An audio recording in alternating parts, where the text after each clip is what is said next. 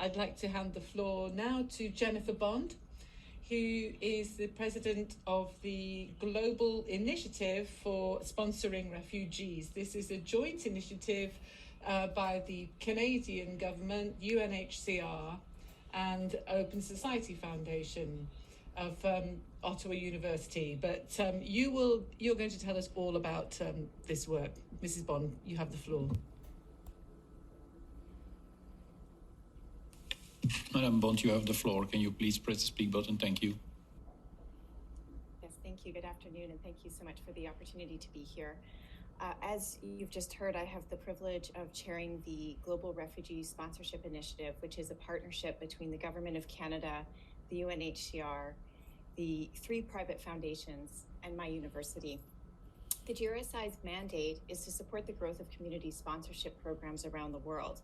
And we are highly motivated by a belief that one of the most powerful tools we have for both growing sustainable legal protection and improving integration is in our communities, the skills, the energy, the compassion that exists all around us. And that's really what sponsorship is. It's a government-introduced program that empowers pockets of citizens, groups of 5 or 10 or 50 average people in big cities and small rural towns, people in universities or in businesses, or people in football clubs or book clubs. Sponsorship allows them to come together so that they can welcome refugees as their new neighbors. There are currently tens of thousands of sponsors welcoming refugees all over the world. And these people are more than merely volunteers or supportive cheerleaders. Sponsors walk alongside newcomers as their new neighbors through ups and through downs. They stay up late trying to solve problems or offering a shoulder to cry on. They are friends and guides and mentors.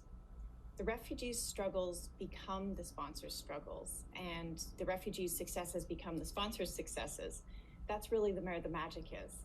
They are on a journey together. Sponsorship has been announced in over 15 countries, including many here in Europe.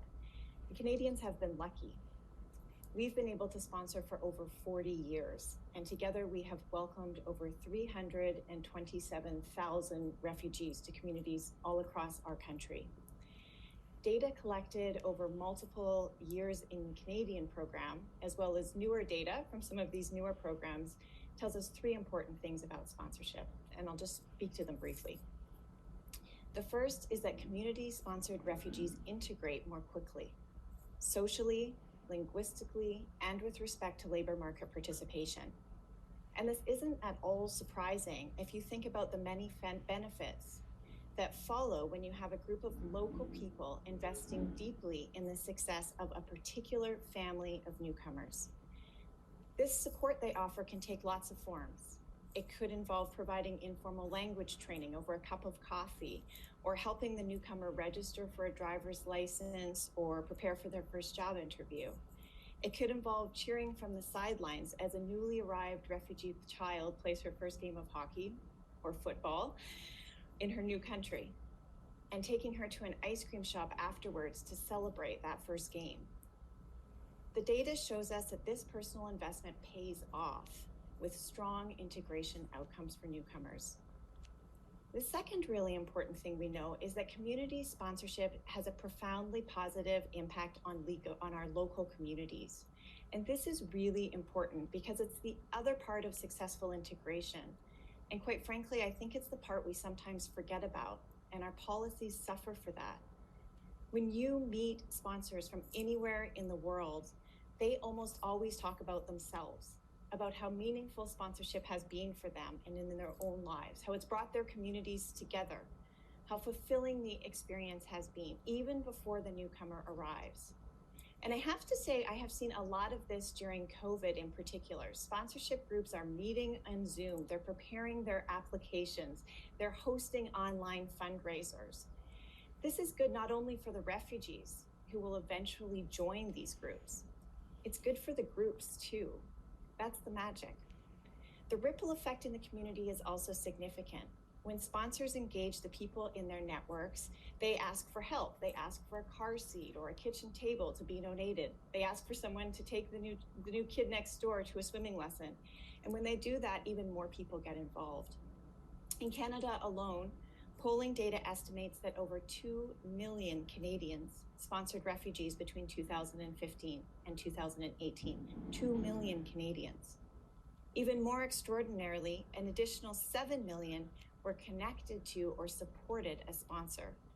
That's extraordinary reach, and it speaks to the potential of these programs in all of our countries.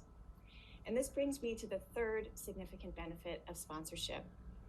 At a time of deep divisions and polarization in all of our countries, sponsorship can help us heal and advance support for refugees and migration more broadly.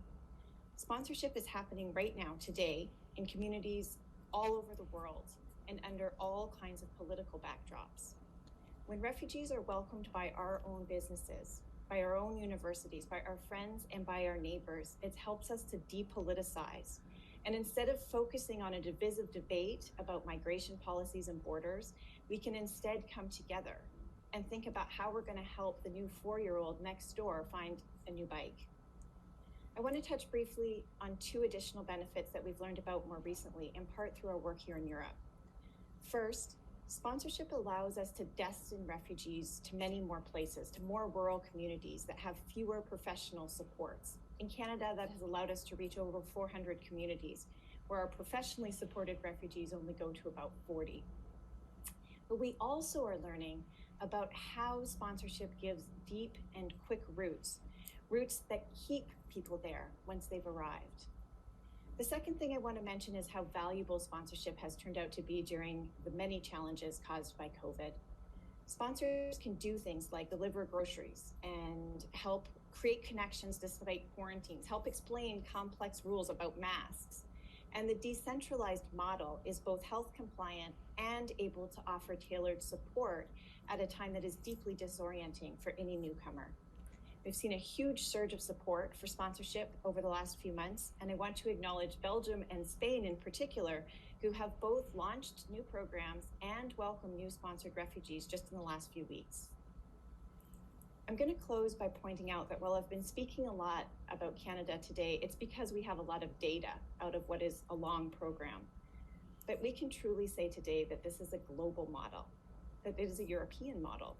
In the past few years, programs have been announced or implemented in Argentina and Brazil, in Australia and New Zealand, and in many places across Europe, including Ireland, the UK, Spain, Belgium, Portugal, here today, and Germany. Sponsorship is referenced in the Global Compact on Refugees and in the EU Pact on Migration. It is critically important that the European Commission is showing such leadership by providing development of unique European models and by offering dedicated funding envelopes. The world is noticing this momentum, and most recently, President-elect Biden made a commitment not only to rapidly scale resettlement, but to introduce sponsorship in the United States. Now there is a huge opportunity in front of all of us. It's an opportunity to leverage the investments of the European Commission. It's an opportunity to build on the leadership of European governments, to learn from the experiences of Canada and the interests of the United States. Most importantly, it's an opportunity for all of us to figure out how to empower the millions of citizens all across Europe and around the world who have the skills and the compassion to welcome refugees. They are the key. They are the key to expanding legal migration, and they are the key to deepening successful integration. Thank you very much for the opportunity to be here.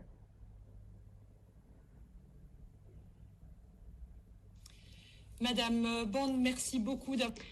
Thank you very much, Mrs. Bond, for sharing your experiences about this sponsorship program with us, which of course you're very familiar with, and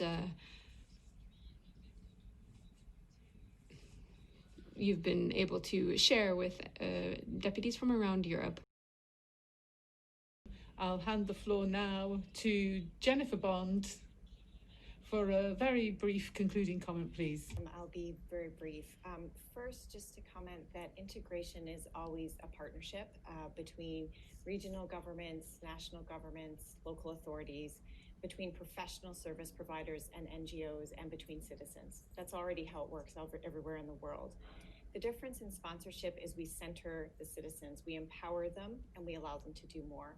And they want to do more. They have a lot more skills to offer. They would like to lead. Sponsorship gives them that power. And by doing that, we continue the partnership, but we change the relationships between the actors. Government's still at the table. Professional service providers are still at the table, but citizens are leading. Second very quick point is that sponsorship can support all kinds of refugee pathways, and it's been interesting for me to hear the comments on different types of pathways that may be of interest in Europe. Sponsorship is about putting citizen welcome underneath refugee students, underneath workers, underneath UNHCR referred refugees. So it is a powerful and versatile tool. And the last thing I'll just say is to congratulate so many European governments who are really experimenting with this model. There's all kinds of examples all across Europe, and the world is really watching. I think you are inspiring others to see through your example how we can do more to use citizens, to empower citizens to lead our integration models. So just to acknowledge and thank you for that leadership. Merci beaucoup, Thank you very much, Ms. Bond. And I'd like to thank all of the speakers. Désolé, les traducteurs.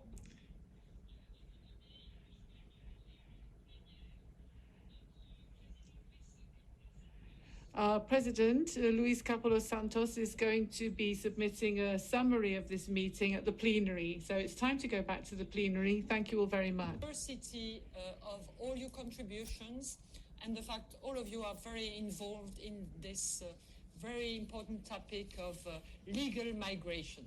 See you soon. Allora, buongiorno. Good afternoon, everybody. Let's start again with the conclusion of this afternoon's conference. I'd like to welcome everyone who is connected, listening to us. And before we start, we're going to see a video. So I would ask the technical services to start that up and we'll watch it together. Thank you.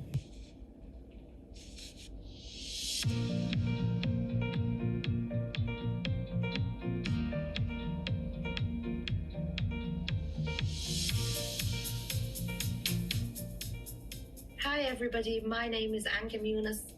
2 years ago, my family and myself arrived to Dublin Airport as refugees under community sponsorship. When we arrived to Dublin Airport, somebody, I think from the Ministry of Justice, from Justice Department, said, now you're going to meet your community. And we went outside and the most amazing faces, friendly faces met us there. We found a group of just members of the Irish people, and there were of every age. We had a kid, a teenager, women and men, and it was just the most wonderful welcome ever. And we were escorted to our new house, our new apartment, and the very next day we started our new life. The very next day we started to meet Ireland and to face our new future. Our community sponsorship helped us in every single way. They helped adjusting our papers. They helped us with the residency permit. They helped with assisting us in meeting the community. We came around Christmas, so we had our Christmas vacation, and it was awesome. It was like a honeymoon with the whole country. And after Christmas, we started looking for jobs. Our community sponsorship helped us finding interviews and directed us to where we can find suitable jobs based on what we can do, actually. The best day when I finished my first job interview. That interview was very funny because usually I'm scared around interviews and I don't like them. But maybe because of the help of our community, I went to that interview so relaxed. I sat back, I was laughing, I was making jokes, and I knew, like right then, I had the job. And then after I left, I said to myself, all right, if I don't have it, I'll have a better one. And I think that confidence came from the fact that I have people behind my back to support me, and they gave me that confidence.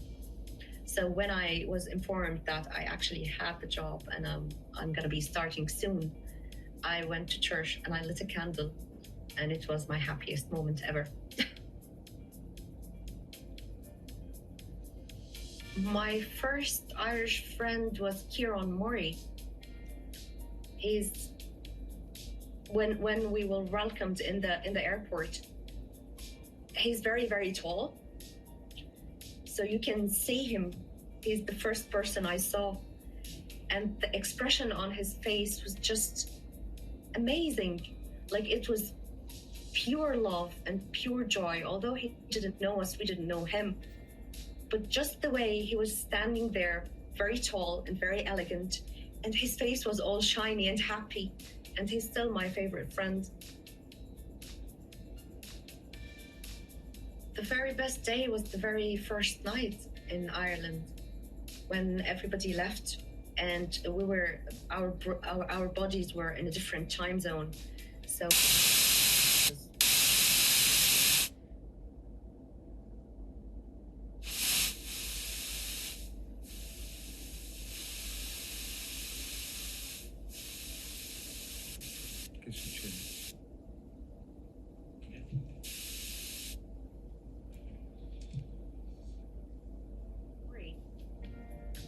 he's when we were welcomed in the airport.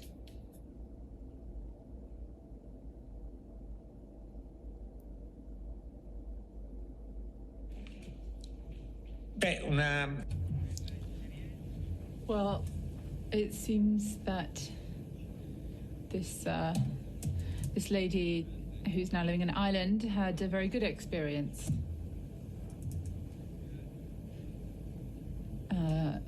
She experienced a refugee program, good experience of solidarity.